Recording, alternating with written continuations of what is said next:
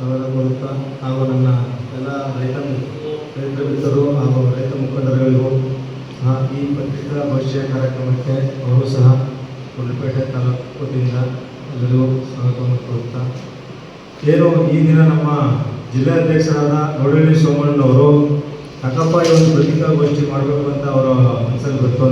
ಇವರ ಒಂದು ಮೂಲ ಸ್ಥಳ ಈ ಊರಿನಲ್ಲಿ ಒಂದು ದೊಡ್ಡ ಕಾರ್ಯಕ್ರಮವನ್ನು ಮಾಡಬೇಕು ಅಂತ ಒಂದು ಆಸೆ ಆಗಿತ್ತು.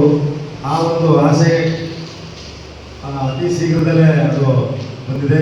ಹಾಗಾಗಿ ನಮ್ಮ ಎಲ್ಲ ಇಡೀ ಚಾಮರಾಜನಗರ ತಾಲೂಕಿನ ಎಲ್ಲ ರೈತ ಮುಖಂಡರು ಹಾಗೂ ರೈತ ಮಿತ್ರರು, ನನ್ನ ರೈತ ತಾಯಂದಿರು ಹೆಚ್ಚಿನ ಸಂಖ್ಯೆಯಲ್ಲಿ ಈ ಗೌಡಳ್ಳಿ ಗ್ರಾಮಕ್ಕೆ ಬಂದು ಯಾಕಪ್ಪ ಅಂತಂದರೆ ಈ ನಮ್ಮ ಗುಂಡ್ಲುಪೇಟೆ ತಾಲೂಕಿನ ಸ್ಥಳೀಯ ಶಾಸಕರಾಗಿರ್ಬೋದು ಹಾಗೂ ಈ ಚಾಮರಾಜನಗರದಲ್ಲಿ ಬರ್ತಕ್ಕಂಥ ಸ್ಥಳೀಯ ಶಾಸಕರು ಹಾಗೂ ಇಲ್ಲಿನ ಜಿಲ್ಲಾಧಿಕಾರಿಗಳು, ಎಲ್ಲ ಅಧಿಕಾರಿಗಳು ಮತ್ತು ಆಡಳಿತ ವರ್ಗದವರೆಲ್ಲ ಈ ಒಂದು ಗ್ರಾಮಕ್ಕೆ ಕರೆಸಿ ನಮ್ಮ ರೈತರ ಸಮಸ್ಯೆಗಳ ಬಗ್ಗೆ ಚರ್ಚೆ ಆಗಿರ್ಬೋದು, ನಮ್ಮ ರೈತರಿಗೆ ಏನು ನಮ್ಮ ಹಕ್ಕು ಒತ್ತಾಯಗಳಿದೆ ಅದನ್ನು ಅವ್ರ ಮುಂದೆ ನಾವು ಹೇಳ್ತಕ್ಕಂಥ ಒಂದು ವಿಷಯಗಳ ಬಗ್ಗೆ ಚರ್ಚೆ ಆಗಿರ್ಬೋದು.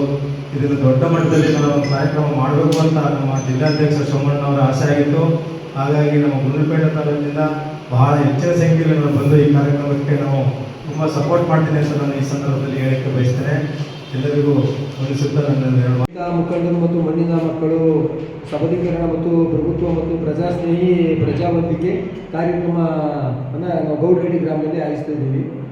ಯಾಕೆಂತಂದರೆ ನಾವು ಸುಮಾರು ಹೇಳಿದ್ರು ಯಾರು ನಮ್ಮ ಜಿಲ್ಲಾ ಉಸ್ತುವಾರಿ ಸಚಿವರು, ನಾವೇನು ಚಳವಳಿ ಮಾಡೋ ಸಂದರ್ಭದಲ್ಲಿ ನೀವು ಒಂದು ಕಾರ್ಯಕ್ರಮಗಳು ಮಾಡಿ ನಿಮ್ಮ ಗ್ರಾಮಗಳಿಗೆ ಬರ್ತೀವಿ, ನಿಮ್ಮ ಕುಂದುಕೊರತೆಗಳಿರಲಿ, ನಿಮ್ಮ ಸಮಸ್ಯೆಗಳನ್ನ ಇದು ಮಾಡ್ತೀವಿ ಅಂತ ಹೇಳಿ ಹೇಳಿದಂಥ ಸಂದರ್ಭದಲ್ಲಿ ಈ ಕಾರ್ಯಕ್ರಮಗಳನ್ನ ಅಂದ್ಕೊಂಡು ಗೌಡಳ್ಳಿ ಗ್ರಾಮಕ್ಕೆ ಏನು ಜಿಲ್ಲಾ ಉಸ್ತುವಾರಿ ಸಚಿವರು, ನಮ್ಮ ಕೊಳ್ಳೇಗಾಲ ಕ್ಷೇತ್ರದ ಶಾಸಕರು, ಹನ್ನೂರು ಕ್ಷೇತ್ರದ ಶಾಸಕರು ಮತ್ತು ಚಾಮರಾಜನಗರ ಶಾಸಕರು, ಗುಂಡ್ಲುಪೇಟೆ ಶಾಸಕರು ಮತ್ತು ಜಿಲ್ಲಾ ದಂಡಾಧಿಕಾರಿಗಳು ಮತ್ತು ಜಿಲ್ಲಾ ಮುಖ್ಯ ಕಾರ್ಯನಿರ್ವಹಣಾಧಿಕಾರಿಗಳು ಮತ್ತು ಜಿಲ್ಲಾ ಪೊಲೀಸ್ ವರಿಷ್ಠಾಧಿಕಾರಿಗಳು ಇದನ್ನೆಲ್ಲ ಕರೆದು ಒಂದು ಕಾರ್ಯಕ್ರಮವನ್ನು ನಾವು ಗೌಡಳ್ಳಿ ಗ್ರಾಮದಲ್ಲಿ ನಮ್ಮ ಗ್ರಾಮದಲ್ಲಿ ಆಯೋಜಿಸಿದ್ದೀವಿ.